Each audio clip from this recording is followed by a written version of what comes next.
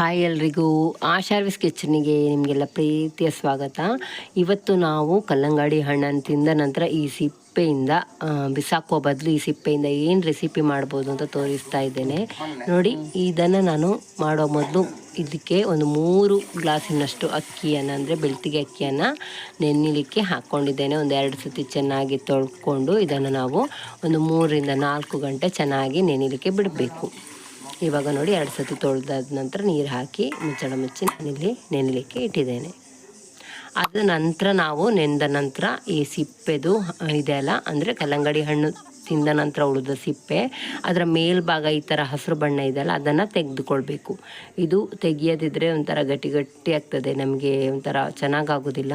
ಹಾಗಾಗಿ ಈ ಸಿಪ್ಪೆಯನ್ನು ತೆಗಿಬೇಕು. ತೆಗಿಲಿಕ್ಕೆ ಸ್ವಲ್ಪ ಕಷ್ಟ ಆಗ್ತದೆ. ನೀವು ಏನು ಮೆಟ್ಟಕತ್ತಿ ಅಂತೆಲ್ಲ ಹೇಳ್ತೇವಲ್ಲ, ಅದರಲ್ಲಿ ಮಾಡಿದಾಗ ನಿಮಗೆ ಈಸಿಯಾಗಿ ತೆಗಿಲಿಕ್ಕೆ ಆಗ್ತದೆ. ನೋಡಿ, ನಾನು ಇದನ್ನು ಈ ರೀತಿ ಸಿಪ್ಪೆಯನ್ನು ತೆಗಿತಾ ಇದ್ದೇನೆ.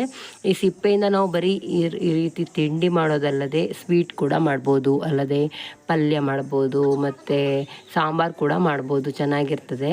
ನಾನು ಸ್ವೀಟ್ ರೆಸಿಪಿಯನ್ನು ಹಾಕಿದ್ದೇನೆ ಮೊದಲೇ, ಅದರದ್ದು ಇದನ್ನು ಲಿಂಕನ್ನು ನಾನು ಡಿಸ್ಕ್ರಿಪ್ಷನಲ್ಲಿ ಹಾಕ್ತೇನೆ, ನೀವು ಬೇಕಂದರೆ ಚೆಕ್ ಮಾಡ್ಕೊಳ್ಬೋದು. ಈ ರೀತಿ ಸಿಪ್ಪೆಯಿಂದ ಸ್ವೀಟನ್ನು ನಾನು ಯಾವ ರೀತಿ ಮಾಡಿದ್ದೇನೆ ಅಂತ ನೀವು ನೋಡ್ಬೋದು. ಆವಾಗ ನೋಡಿ, ಇದರ ಸಿಪ್ಪೆಯನ್ನೆಲ್ಲ ನಾನು ತೆಗೆದಾಗಿದೆ. ಇದೇ ರೀತಿ ಎಲ್ಲ ಸಿಪ್ಪೆಯನ್ನು ನಾನು ತೆಗೆದು ಇಟ್ಕೊಂಡಿದ್ದೇನೆ. ನೋಡಿ, ತೆಗೆದ ನಂತರ ಒಂದು ಸತಿ ತೊಳೆದು ಕೂಡ ಇಟ್ಕೊಂಡೆ, ಚೆನ್ನಾಗಾಗ್ತದೆ ಆವಾಗ. ಇವಾಗ ಇದನ್ನು ನಾವು ಕಟ್ ಮಾಡ್ಕೊಳ್ಬೇಕು.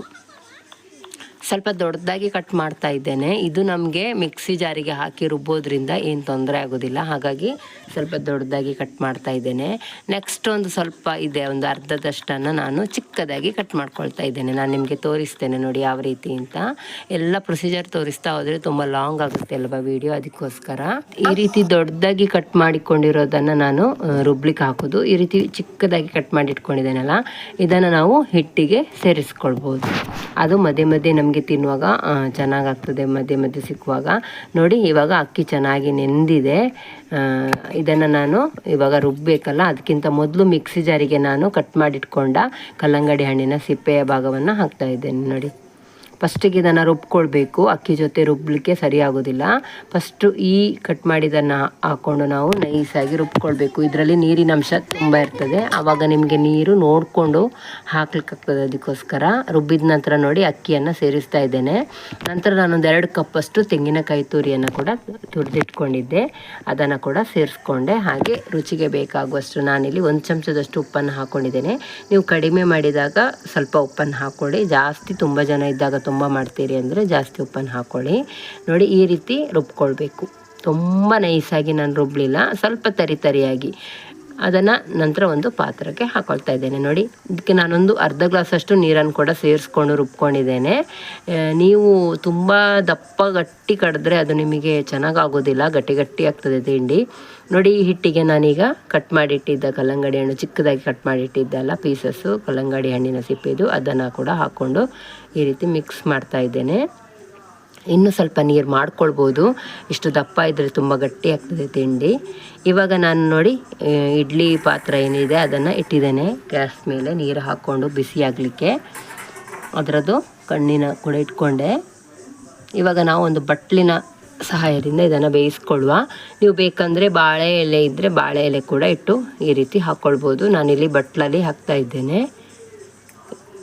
ಇದಕ್ಕೆ ಕಲ್ಲಂಗಡಿ ಹಣ್ಣಿನ ಸಿಪ್ಪೆ ಬಿಟ್ಟರೆ ನಾನು 1 ಗ್ಲಾಸ್ ಅಷ್ಟು ನೀರನ್ನು ಕೂಡ ಸೇರಿಸ್ಕೊಂಡಿದ್ದೇನೆ ಈ ಹಿಟ್ಟಿಗೆ. ಇದನ್ನು ಹಾಕ್ಕೊಂಡ ನಂತರ ಮುಚ್ಚಳ ಮುಚ್ಚಿ ನಾವೊಂದು ಅರ್ಧ ಗಂಟೆ ಆದರೂ ಬೇಯಿಸ್ಕೊಳ್ಬೇಕು, ಅರ್ಧದಿಂದ 3/4 ಗಂಟೆ ಆದರೂ ಬೇಯಿಸ್ಕೊಳ್ಬೇಕು. ನೀವು ಯಾವ ರೀತಿ ಮನೆಯಲ್ಲಿ ಇಡ್ಲಿ ಕಡುಬು ಎಲ್ಲ ಬೇಯಿಸ್ಕೊಳ್ತೀರಾ ಅದೇ ರೀತಿ ಇದನ್ನು ಬೇಯಿಸ್ಕೊಳ್ಳಿ. ಇವಾಗ ನೋಡಿ ಅರ್ಧ ಗಂಟೆ ಆಗಿದೆ. ನಾನು ಯಾವ ರೀತಿ ಬೆಂದಿದೆ ಅಂತ ತೋರಿಸ್ತೇನೆ ಒಂದು ಸ್ಪೂನ್ ಸಹಾಯದಿಂದ. ನೋಡಿ, ಈ ಸ್ಪೂನನ್ನು ನಾವು ಈ ರೀತಿ ಹಾಕಿದಾಗ ಸ್ಪೂನಿಗೆ ಏನು ಅಂಟಲಿಲ್ಲ ಅಂದರೆ ಇದು ಚೆನ್ನಾಗಿ ಬೆಂದಿದೆ ಅಂತ ಅರ್ಥ. ಹೀಗೆ ನನ್ನ ವೀಡಿಯೋಸ್ನ ನೀವು ಲೈಕ್ ಮಾಡಿ, ಶೇರ್ ಮಾಡಿ, ನಿಮ್ಮ ಫ್ರೆಂಡ್ಸ್ ಫ್ಯಾಮಿಲಿ ಅವರಿಗೆಲ್ಲ ಶೇರ್ ಮಾಡಿ. ಸಬ್ಸ್ಕ್ರೈಬರ್ ಆಗದೆ ನೋಡ್ತಾ ಇರೋರು ಸಬ್ಸ್ಕ್ರೈಬರ್ ಕೂಡ ಮಾಡ್ಕೊಳ್ಳಿ. ನೋಡಿ, ಈ ಸ್ವಲ್ಪ ಬಿಸಿ ಇರುವಾಗ ತೆಗೆದು ಈ ರೀತಿ ಕಟ್ ಮಾಡ್ಕೊಳ್ಬೇಕು. ಸಬ್ಸ್ಕ್ರೈಬರ್ ಆದ ನಂತರ ಪಕ್ಕದಲ್ಲಿರೋ ಬೆಲ್ ಐಕನ್ನ ಕ್ಲಿಕ್ ಮಾಡೋದನ್ನು ಮರಿಬೇಡಿ. ನಾನು ಹಾಕೋ ರೆಸಿಪಿ ನಿಮಗೆ ಆವಾಗ ನೋಟಿಫಿಕೇಷನಲ್ಲಿ ಬರ್ತದೆ. ಇದು ನೋಡಿ ಎಷ್ಟು ಚೆನ್ನಾಗಿ ಬಂದಿದೆ ಅಂತ. ನಾನು ತಟ್ಟೆಗೆ ಎಣ್ಣೆ ಕೂಡ ಹಾಕಲಿಲ್ಲ, ಏನು ಹಾಕಲಿಲ್ಲ. ತೆಂಗಿನಕಾಯಿ ಹಾಕಿರೋದ್ರಿಂದ ಈ ರೀತಿ ಪಸೆಯಾಗಿ ಚೆನ್ನಾಗಿರ್ತದೆ ನೋಡಿ. ರುಚಿಯಾದ ತಿಂಡಿ ಈ ರೀತಿ ರೆಡಿಯಾಗಿದೆ. ಸಿಪ್ಪೆಯನ್ನು ಬಿಸಾಕೋ ಬದಲು ನಾವು ರುಚಿಯಾದ ತಿಂಡಿಯನ್ನು ಮಾಡ್ಬೋದು ನೋಡಿ. ನಾನು ಇದನ್ನು ಚಟ್ನಿ ಜೊತೆ ಸರ್ವ್ ಕೂಡ ಮಾಡ್ತಾ ಇದ್ದೇನೆ. ಇದೇ ರೀತಿ ನೀವು ಸಹ ಒಂದ್ಸತಿ ಕಲ್ಲಂಗಡಿ ಹಣ್ಣು ತಂದಾಗ ಟ್ರೈ ಮಾಡಿ. ಇದೇ ತಿಂಡಿಯನ್ನು ಇದೇ ರೀತಿ ಮಾಡಿ ನೋಡಿ ಎಷ್ಟು ಚೆನ್ನಾಗಿ ಆಗ್ತದೆ ಅಂತ. ಹಾಗೆ ಲೈಕ್ ಮಾಡಿ, ಶೇರ್ ಮಾಡಿ, ಕಮೆಂಟ್ ಕೂಡ ಮಾಡಿ. Thank you for watching. ಹೀಗೆ ಸಪೋರ್ಟ್ ಮಾಡ್ತಾಯಿರಿ.